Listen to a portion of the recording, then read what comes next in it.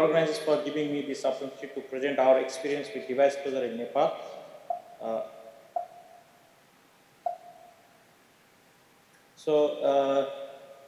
I work in South Bengal National Heart Center. It was established in 1995. Recording in progress. 200-bedded hospital. It's a government funded, and we have 4 catheterization laboratories, and we provide 24/7 primary PCI. And when you talk about device closure, most of the device closure in Nepal is done in our center. So when we talk about device closure can be done for the condition like AST, VST, PDA, PFO, post-MI, BSR, fistula, LA, occluder, paravalvular leak, and RSOB. So I'd like to share our experience of device closure on AST in National Heart Center. We started the AST device closure in 2007, and till 2020 June, we have almost done around 1,500 device closure, and from last few years, like from 2018 onwards, we are doing more than 200 cases of AST device closure in the year, and 2020, because of the COVID, we just did 100 cases. So AST device closure in National Heart Center, we can divide it into 2 phases. It was from 2007 to 2015 in one phase, where 174 cases were done, and most of the cases were done under general anesthesia under transesophageal cardiac arrest. While from 2016 to 2022, we have done more than 1,200 cases, and most of them are under local anesthesia, and most under transesophageal, transthoracic echocardiography guidance.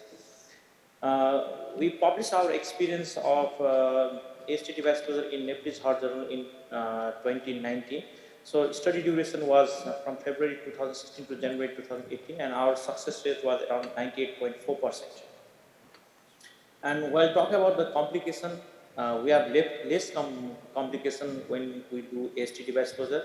So the most common complication was transient ST segment elevation. It was present in 2.6% of the cases, followed by pericardial tamponade in 4 cases, and cardiac arrhythmias like SVT in 3 cases.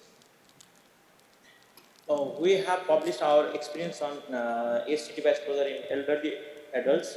So those patients were more than 50 years who underwent AST device closure from February 2016 to July 2018, and completed 3 months of follow-up. So what we found as the RARP back was reduced. So it was all patients who have dilated RARP, but at the follow-up they don't have, and there is a significant decrease in symptoms, improved functional class, and decreased RV dilatation, and decrease in pulmonary pressure.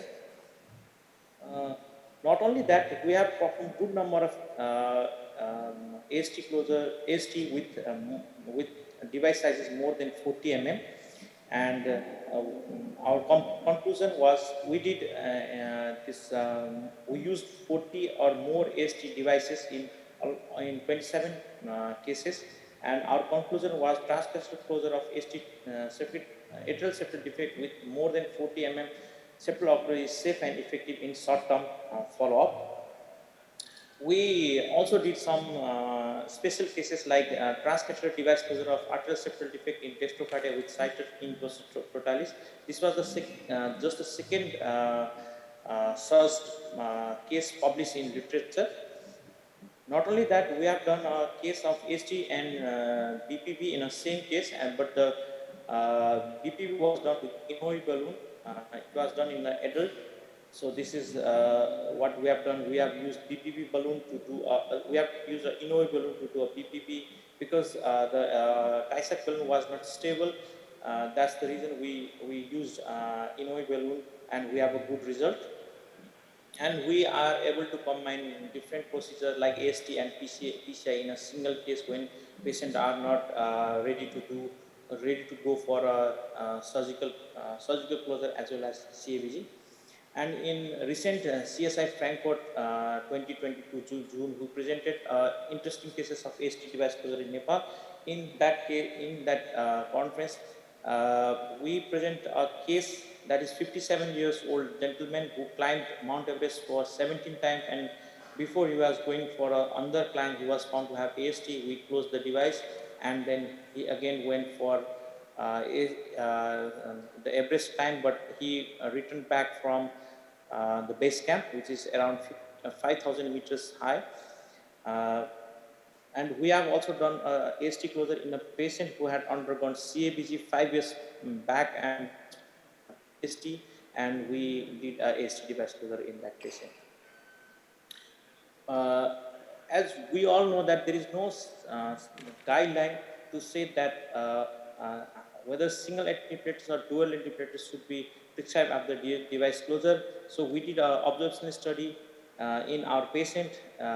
So our study suggests that single interpreters therapy with aspirin itself is safe and effective as ASA and clopidogrel after AST device closure in Nepalese population.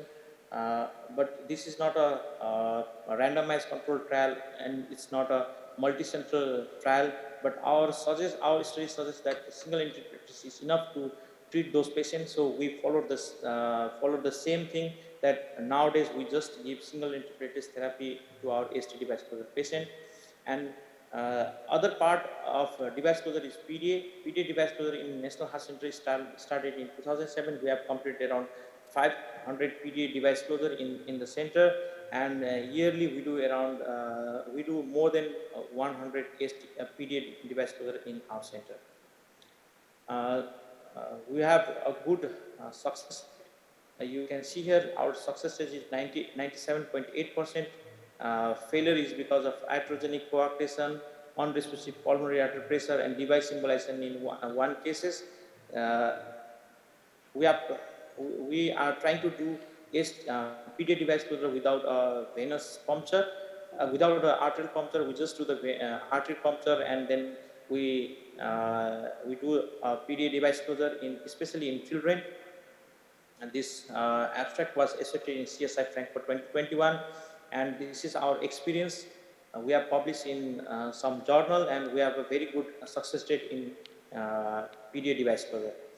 Device closure of ventricular septal defect we started in 2016 only, and we had a publication in 2019, and we have success rate of 90.1, and till 2020 we have done around 100 BST device closure in our center. And this is a publication by one of our surgeons. You can see in this our AST device closure and surgical closure is almost same nowadays, but PDA device closure we have outnumbered them, do around 100 plus cases, and they just do less than 10 cases in a year. And BST device closure we are gaining our experience, and we'll do more cases in the future. Device closure of post-MI VSR is one of the difficult thing to do. It's a rare complication, but it's a lethal mechanical complication of acute ellipse MI. And in our SCNSC STMI registry, VSR occurrence was around 0.2%. So we all know that if we manage it conservatively, the prognosis is very bad, and surgical closure is definite treatment, but surgical outcomes are not that good in our part of the world. So we did we did this second case recently. So this is the image. You can see a post-MI VSR. So we used Amplazer device to close, and then this is the AST device closure for VSR. And what for the future in Nepal? We have done few cases of PFO closure. We have yet to start the left atrial appendage closure, RSO closure, coagulation of aorta, device closure of post-MI VSR. We have done few cases. Transcatheter parabolic leak is yet to start, and transcatheter sinus venous AST also we have to do it in the news. We want to do it in the near future, and we have done our first TABI in the country. So in conclusion, device closure of AST PFO PD and VST is well established in National Heart Center of Nepal, and we still need to start and develop some of the intervention. Thank you. Thank you, organizers, for giving me this opportunity to talk on our experience. Thank you.